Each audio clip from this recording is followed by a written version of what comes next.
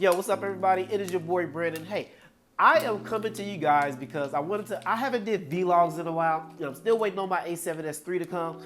Also, you gotta forgive me because I'm a little bit under the weather, but I'm gonna get through this because I got some things to talk to you guys about this A7C. Now, I know that there are a ton of videos on YouTube right now talking about the A7C, comparing it to the A7 III. Now, as you guys do know, I do own the A7 III. This is mine. Sony sent me the A7C to check it out, to test it out, and I've been testing this out for the last 2 weeks. There are some photo shoots that are going to be coming soon to you where I did about 2 or 3 photo shoots solely with the A7C. But I really wanted to come on here and talk to you guys about some of the differences, comparisons, and I'm not going to make this a long video, but I'm just really pissed. I feel that there is so much R&D or research and development that went into this camera that could have been used somewhere else. This is not worth $1,800. Plain and simple, I am about to go off, and you guys are going to hear it right now because I think a lot of reviewers and a lot of product reviewers and people on here are talking about, oh, this is the. You're not out there shooting on location and in the studio with something like this every day almost for you to even say something. I really don't like reviewers a lot of times because they're not really on location and actually doing photo shoots and things like we're doing and actually putting this in real world photo shoots. A lot of them just talk. Oh my God, I'm so mad. All right, let's get to it. So, the A7C, which is right here, all right, as you guys can see, it has a little flippy articulated screen just so you can see what it is. See, it is. There it is, A7C. All right, so one of the biggest things about the A7C that I don't like, first of all, it has a single car. Let's back up. The price. Sony came out with the A7C, and I don't know what really focus group who talked to them or who they were talking to or why they thought this was a good idea. But first of all, let's go off the price. The A7C right now is $1,798 or something like that. I don't know the actual fact. $1,800. All right, what do you get for $1,800? All right, you get the flippy screeny. All right, a single card slot. All right, you still get a headphone jack, and you get a more compact body, just like the A6000. This is my A6000. All right. And I'll put it up on the screen, some comparisons and everything. But anyway, so the A7C they got a full frame and a smaller compact body. But the trade-offs and things that you get for this is not worth $1,800. We thought for a long time that they were going to come out with a more, like a full frame entry-level camera, kind of to compete with the EOS, compete against the Canon EOS RP. Because we still don't really have a good full frame entry level camera, all right? And the A7 II, no, okay, it's too many restrictions. This camera for $1,800, and you have the A7 III. Now, why would I buy the A7C over the A7 III? Give me 5 reasons to buy the A7C. Oh, it's the exact same camera. They both really shoot the same. They got the same sensor, same 4K and 30, same, everything. Think of it like this. I'm gonna give you guys an example. Think of it like this. If you were a Best Buy salesman in a photography section, and somebody was like, and they came in and you was like, hey, I got a camera, it does everything. It does 4K. It does, takes really good portraits and everything. Would you sell them the A7C over the A7 III? This camera does not feel like the A7 III. This has the weight to it. Not to mention it has the grip to it. Not to mention, this is what we're used to, and now you come out with this. I can't even get 2 fingers in here.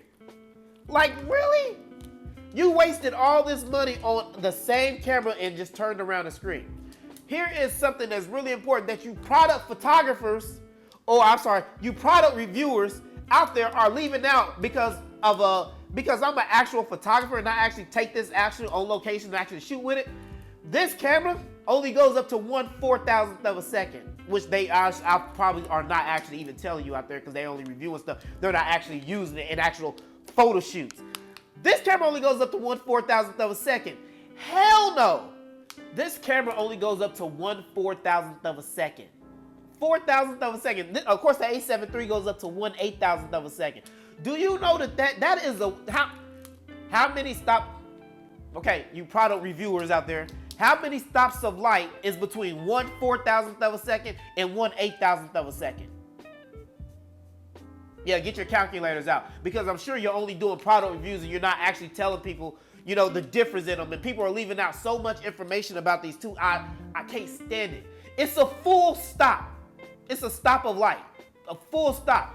1/3 increments times 3 is a full stop of light. Do you know how important? And a lot of people might think that that's not important. Of course, you product reviewers don't understand, of course. But let me explain it to you. When you're an on-location photographer or you're a photographer, and you go out in a bright sunny day, and you do a photo shoot, and you stop you are using high-speed sync, and you are trying to shoot wide open at 1.2, 1.4, even 1.8 your f-stop. And you are already maxed out on your shutter speed at 1/4,000th of a second because you're trying to underexpose your model so you can use flash. Tell me if I'm leaving you product photographers out there, all right? And you underexpose, and you only need that extra stop of light. So instead of, I don't want to stop down because I want to shoot wide open. So the only other choice I'm going to have to do is stop my f-stop down to like f2, f2.2, f2.4, 2.6, because I'm already maxed out at 1/4,000th of a second. That full stop of light makes a difference. So just in case you don't know, that full stop of light makes a difference when you're shooting in really hot, harsh sunlight or somewhere where you have to underexpose a lot. That full stop of light between 1/4,000th and 1/8,000 makes a difference. So hit me in the comments if you need more help with that, and I'll try to help you out with that. I'm so mad. Let me calm down. You are angry. It's okay. Woozah. Because this is so messed up. Sony came out with this camera, $1,800. Do you know how much right now you can get the A7 III for? $1,698. The A7 III costs less than the A7C.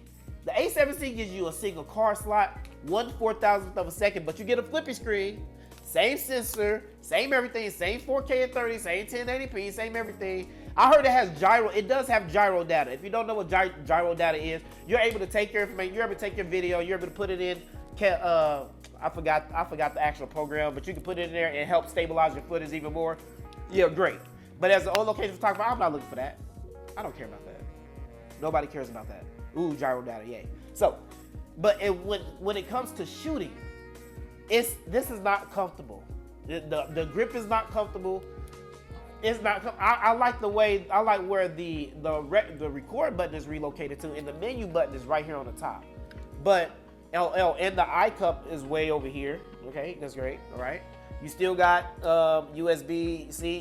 You have USB charging, so if you're using it or recording with it, you can charge it at the same time. Yeah, that's great. But man, I don't.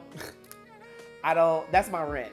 I just have to put that out there because a lot of people is reviewing this camera and they're not giving you really like all the facts. But as for an on-location photographer, like first of all, I have to have 1/8,000th of a second or higher. All right, I just have to. I don't want to shoot at 1/4,000. I don't want to be limited right there. That full stop of light makes a difference because I shoot in harsh sunlight or I shoot somewhere where I really have to expose. And then if I have to step down my aperture, then I will, or use an ND filter. All right, it's a lot of different things that we can do to get underexposed. And I get it. So what? I've been doing it for a long time. That's not the point. For this to cost more than the A7 III is stupid. It's dumb. I would never buy it. I wouldn't. There's no sense in me getting a little flippy. First of all, I'm getting A7S III, so I really don't care. The A7 III is still one of the best mirrorless cameras that ever came out, both video and portraits. This one is really limited. I don't even like the size. I don't even like the feel of it. I don't. I've been using the A7 III for a long time, and basically, you know the little rugged part right here on the handle, that little rub, that little rubber. It feels like a canvas or something right there. This is all smooth. Just no, I don't like it. So anyway, that's my rant. I hope you guys enjoyed this video. Yo, if you're a photographer, all right, don't take the word about, don't watch it. I don't really put a lot of time and effort into these little product reviews. I don't, because I like to take the equipment, I like to go on location, I like to shoot with it myself, and I like to see how it performs in an actual real world photo shoot. I don't care about product reviews, all right? I try to come out with some people that I have, you know, contracts and things with, but when it actually comes to like cameras and things, listen, go out and try these things for yourself, all right? Because these people are just doing these reviews and they don't really understand as actual photographers who shoot and actually what we go through, all right? So that's my rant. Comment, like, and subscribe. Let's take this to the comments. I'd love to hear you guys' opinions about the A7C, the A7 III, and let's get it. I'm out.